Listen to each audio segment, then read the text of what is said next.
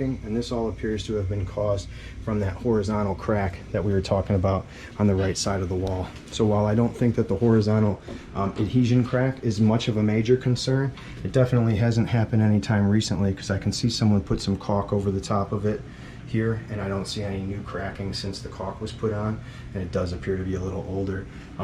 I don't think that we have a major structural condition. I wouldn't even consider putting it in my report as an improve or a repair item, but it would be a monitor with the strong suggestion to regrade the slope of the yard away from the exterior foundation wall, so that we don't have any heavy water building up, because heavy water is going to create hydrostatic pressure, meaning that wet dirt is usually 3 to 5 times heavier than dry dirt. So all that wet dirt pushing against the wall could contribute to further cracking. I don't think that it will, but again, if this was my house or I was buying a house, I would absolutely regrade the slope of the yard on the right side of the home, away from the house.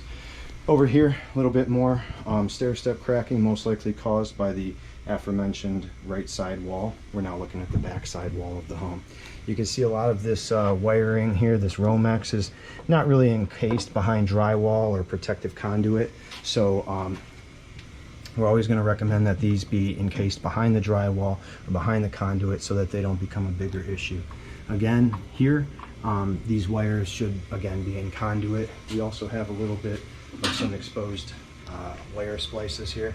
Wire splices are always supposed to be encased in electrical boxes, so that no one can either pull them apart, damage them, catch a shock from them.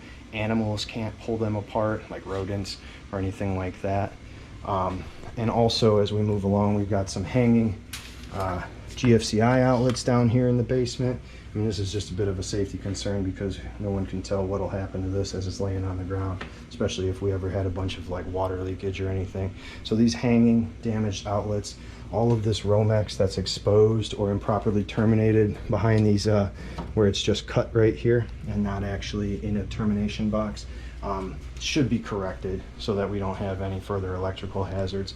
Again, there's a bunch of sort of haphazard wiring. Most of this wiring all appears to not be live at the time, but if a switch or a breaker gets connected to any of these items, you know, they present a potential shock hazard.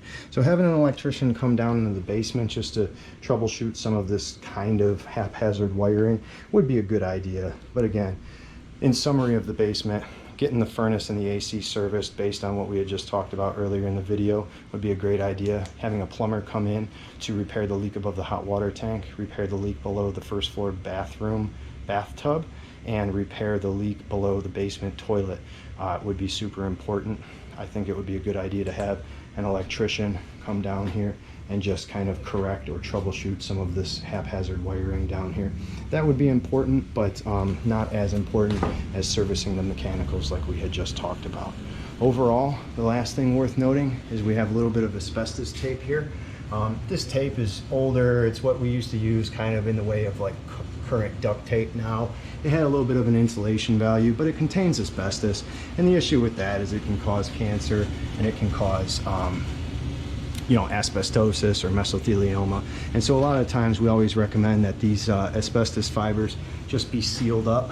I don't know if you can see it here. Either with duct tape, or Sherwin-Williams sells some sort of a paint here that you can seal, kind of paint over this asbestos tape, and you can stop those fibers from becoming friable or basically airborne, because you don't want to breathe any of that stuff in. It can cause some type of cancer.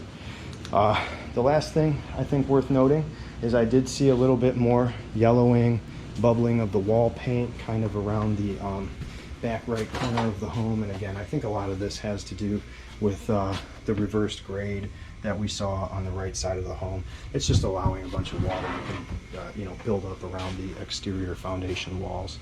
So again, servicing these mechanicals that we just talked about in this video would be great. Regrading the outside of the home to stop any water intrusion from getting up against the right side of the home would be super helpful.